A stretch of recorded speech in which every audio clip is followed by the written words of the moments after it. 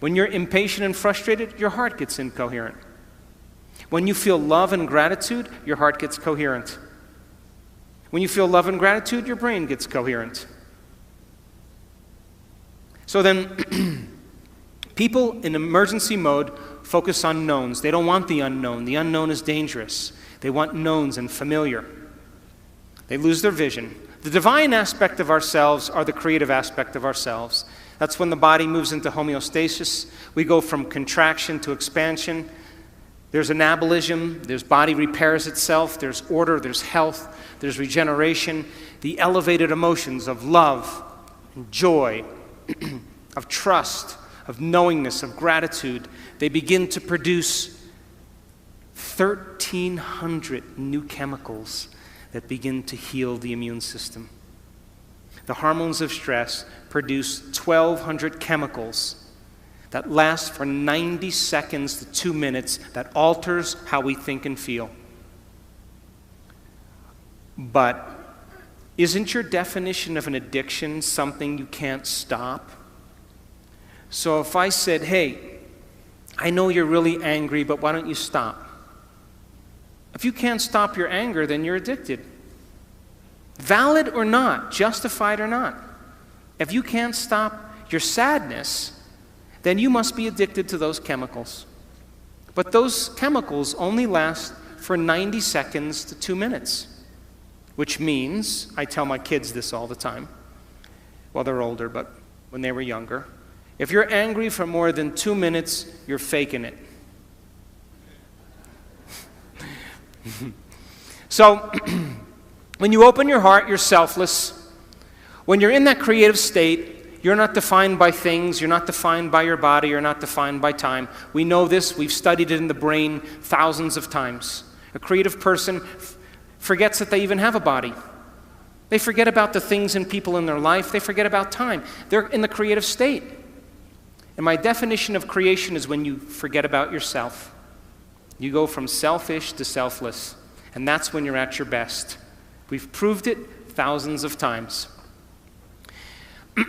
Of course, energy is created. There's always growth and repair. People tend to go from a narrow focus to possibility, to an open focus. They feel connected to their vision. They feel connected to people. They feel connected to something greater. They're already defining reality beyond their senses. They're living no longer as a victim, which means most people think unconsciously that their personal reality is creating their personality. If your personal reality is creating your personality, then you're a victim. But if your personality is creating your personal reality, you're a creator. So now they're causing an effect. They're no longer living by cause and effect. They see possibilities. Brain and heart are in a state of coherence and balance. And of course, they crave the unknown. They want the experience. They want the adventure. They live for it. So I'll go through just 3 more slides. So then if your purpose is to go east, and all of a sudden you head to Phoenix, Arizona, or Missoula, Montana, or Miami, Florida, or Boston, Massachusetts, you've lost sight of your vision, and which means you had some thought that led to some choice, that led to some behavior, that created some experience, that produced some feeling or emotion, and you gave up on your vision. You went back to the old self. So you may say, God, I want to be healthy, but you made the wrong choice. 3 pieces of birthday cake. You miss a week of exercise.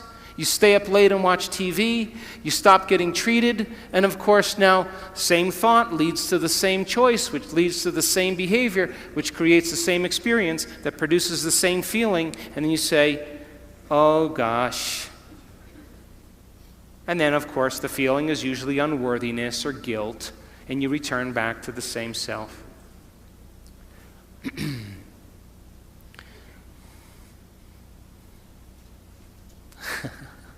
I want to show you one slide, okay? I want to show you what it looks like when you learn something new. You have 100 billion neurons in your brain. 100 billion neurons. The number of connections you have in one neuron is between 10,000 and 40,000 connections. If you took 100 billion sheets of paper, and you stack them on top of each other, it would be 5,000 miles high. That's the distance from Los Angeles to London. If you took a scoop of gray matter the size of a grain of sand, you would have 100,000 neurons in it with over 1 billion connections. Now, I'll stop right after this slide. Learning is making new synaptic connections. Every time you learn something new, this is what's happening in your brain, geniuses. If you learned one bit of information today, your brain did this. Boom. That's learning. Physical evidence as a result of your interaction in the environment. Every time you learn something in your brain, there's a physical change that takes place, and learning is making new connections. Are you with me? This is how fast it happens, too. That's learning. If you learn anything this week, you've made a footprint.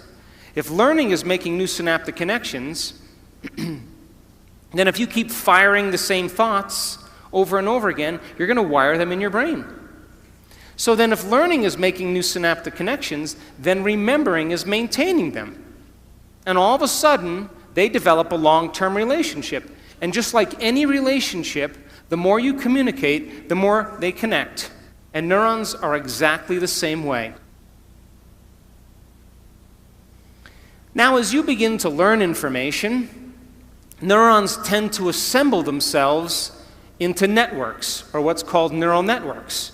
And neural networks are just gangs of neurons that have fired and wired together to form a community of neurosynaptic connections that's related to a thought, a skill, a habit, a behavior, a concept. And neural networks are automatic programs. You have a neural network to brush your teeth, to put on makeup, to speak a language, to walk. All of a sudden, those neurons then form a hardware circuitry, but if you keep repeating it, the hardware becomes a software program and it becomes automatic. So then, you want to see a thought? Watch. Boom, there's a thought. Right there. Watch again. Boom, that's a thought. You generate more electrical impulses in your brain in one day than all the cell phones on the planet put together. And it's not coming from the candy bar you just ate. You are connected to a greater field. So then, in closing, and I'll take some questions, you are here this week to begin to understand knowledge and information that is essential for you to begin to apply. Knowledge is power, but knowledge about yourself is self-empowerment. And we are in a time in the world where we need leaders. And true leadership has to do with a vision of the future. As the old models begin to break down in government, in the economy, in religion, in education, in the environment, in medicine, something new has to be created. And we should never shrink from these models collapsing. It's a sign that something greater has to happen. Innovation, creation, invention is our future. And that, are you willing to every day revisit that vision and get clear on your purpose and begin to take steps towards that destiny and give up the emotions of the past that keep you enslaved to the same person? Step into that unknown and literally believe in possibility. And Buckminster Fuller said it the best. He said, if you want to change a culture, forget about trying to fix what's broken. Create something that's better, and everybody will leave that and go to something else. And so people around the world are waking up because we are in an age of information. And in an age of information, ignorance is a choice.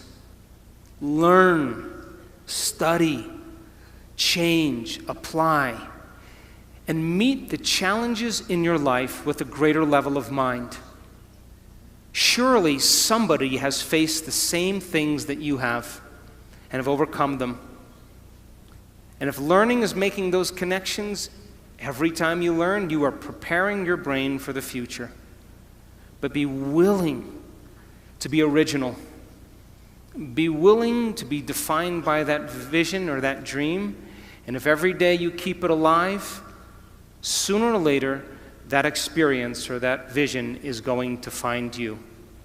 And that's when we go from being selfish to being selfless.